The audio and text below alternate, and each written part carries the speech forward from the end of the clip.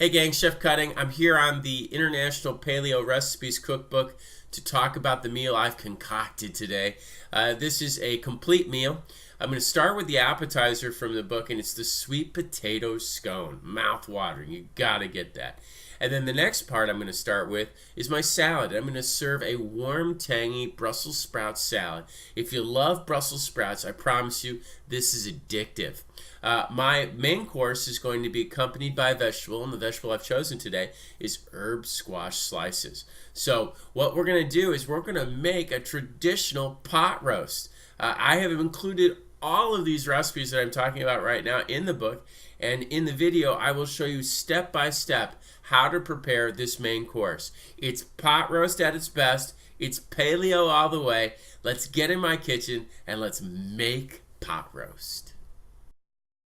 Here we are, we're getting ready to do our spiced pot roast. So let's just get started into the ingredients. Right here I have 2 pounds of Angus chuck. This is really good stuff. I chopped mine up because I'd like to have it marinate quicker. But if you want to use one piece, it's going to take you about 8 hours to marinate that. Chopping it up will give you probably close to an hour to an hour and a half of marination. So that's why I did that. Also, if you want to keep it in one full piece, you should have a Dutch oven. So if you don't have a Dutch oven, and a lot of people don't, this is the way to go. We have here salt for taste. We have a 1/4 teaspoon of freshly ground pepper. We have right here a 1/4 teaspoon of freshly ground nutmeg. We have here a 1/2 teaspoon of allspice. And then right here we have our onion. And then right here we have our 3 tablespoons of olive oil.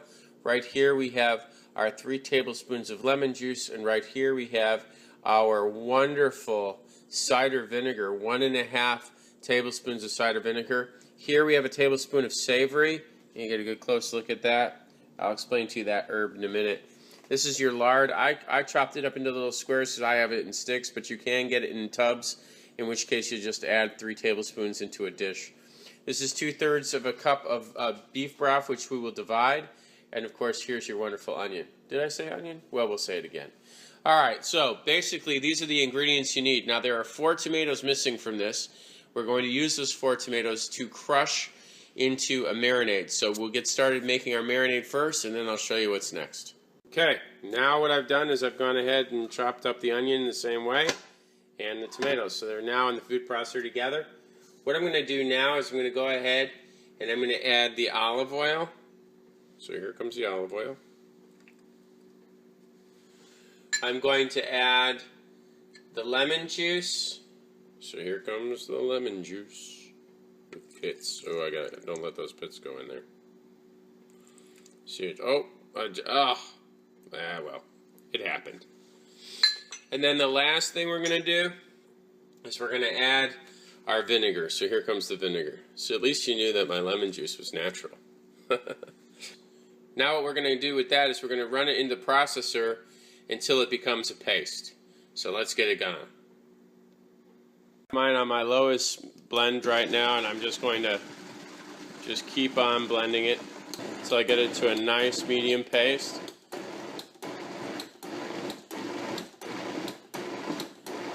And we are there. So now we've got the paste, it's time to move.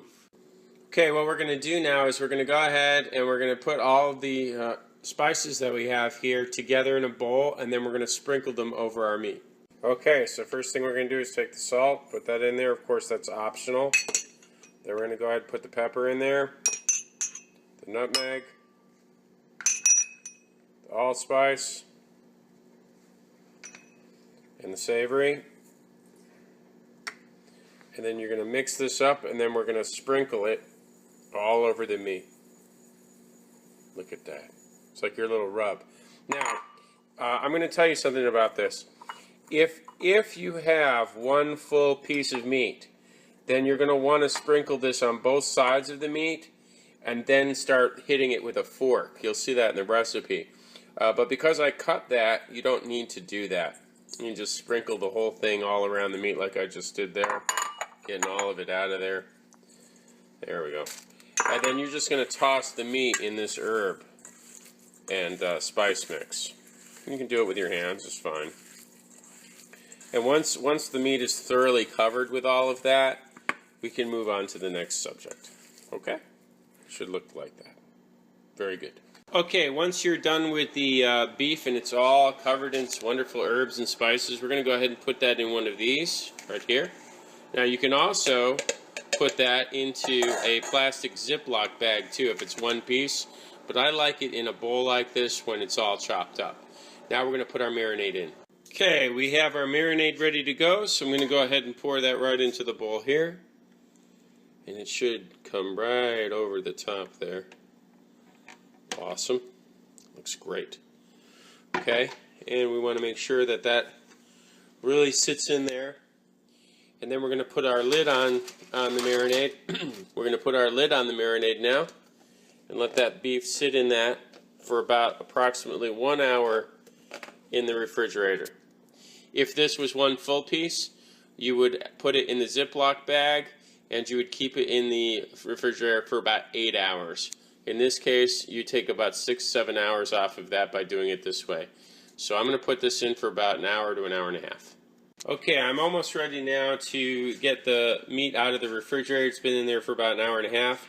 I'm going to go ahead and turn my heat on to a medium high, and then I'm going to go ahead and melt my lard in the pan. Now I'm using a Teflon pan because I want to kind of sear this stuff.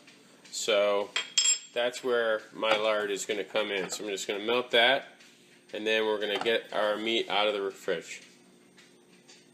All right, we have the meat out of the refrigerator now. Okay, and we still have our beef stock there, our 2/3 cup of beef stock. And while we're waiting for our lard to heat up, we're just going to go ahead and start pulling that meat out of there. And we're going to roast that in a sear and then place it into our awesome pot roast container. So here we go. I'm just going to go ahead, put that in there. And we're just going to keep on doing that until we've got all the pieces of meat out of there. Now you can strain it too, as the directions say, but I like to kind of get a little bit on there because it kind of just adds to the roasting flavor. Okay, so we've got all the meat in the pan now. We're going to wait and just let it sit in a high heat until we can get all of that nice and browned, and then we're going to place it into this nice big 4-quart boiler, or if you have a Dutch oven, into a Dutch oven. We'll get back to this and see what it looks like in just a few minutes. I also want to mention that you should have the rest of the marinade still left over, and of course your beef stock, because we're going to be using that in the second set of our directions. Okay, we can start seeing things are starting to get a nice and brown now. The meat's getting a little seared. We're going to wait until that caramelizes a little down further. Okay, we got a really good color now. You can start seeing all those herbs and those spices and wonderful little brown spots on the meat. We're just about ready to go in the pot, so we'll go ahead and put that in the pot right now. Okay, very important that you're searing, okay? This is a very important process. You don't want there to be much more liquid than that through the whole process. So please make sure that you get a good sear on the meat so you can get that kind of color. Now we're going to go ahead and we're going to drop that into the big pot like so. Oh my God, it just smells so good. This smells so good. Okay, return it to the heat. And now what we're going to do is we're going to add the marinade and the beef broth, like so. There's the marinade, and here comes that wonderful beef broth. We're going to add that. And we're just going to go ahead and we're going to keep that inside the mix. And we're going to simmer that for about 2.5 to 3 hours. Okay, so we got the lid on there now. You can see the condensation starting to form around the lid. This is exactly how we want it to be. So we're going to leave it like this now for about an hour and a half. And we're going to come back and check the flavor and check the liquid content and check the tenderness of the meat. Always keeping an eye on how much liquid is in there, because if the heat is on a little higher than it should be, you will run out of liquid, and you don't want to burn this because it's just too good. Alright folks, it's been about an hour. I'm going to go ahead and check on my pot roast here. Oh look, it's starting to get small. This is looking good, folks. Looking real good. But I'm testing that meat. It's still a little hard. It should be falling apart now. So we got a little ways more to go. So we'll give it about another 30 minutes and we'll get back to it. Ladies and gentlemen, let's go ahead and have a look at this. It's been there for about 2 hours now, so we're going to go ahead and... Oh, look at that. Isn't that gorgeous, folks? And wait, let me show you how you know this is done. Just take a piece from there, and it'll break right off. Look at that. See that?